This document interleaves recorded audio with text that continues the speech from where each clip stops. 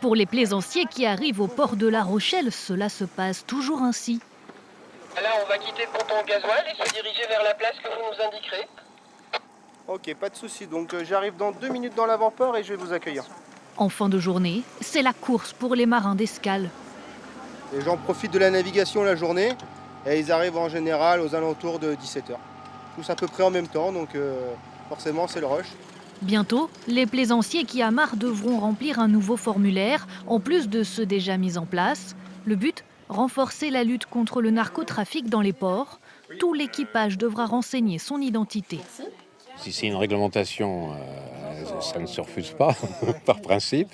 Et d'autre part, si pour lutter contre le narcotrafic, effectivement, ça va dans la bonne direction.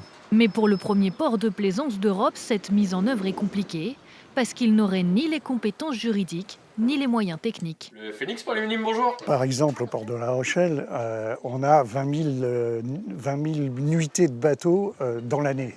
Donc imaginez la masse de travail que ça peut faire. Et ensuite, il faut sélectionner ces bateaux. C'est-à-dire qu'en été, par exemple, vous avez entre 18h et 21h, entre 500, 600, 800 bateaux qui rentrent dans le port.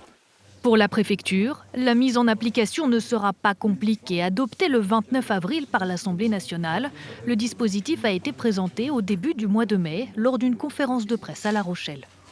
Je viens d'où ? Je vais où ? Il y a qui à bord, tout simplement. Sur une plateforme, ce ne sera pas plus compliqué que de commander un McDo sur Uber Eats. L'obligation faite au port de plaisance, c'est d'héberger cette plateforme.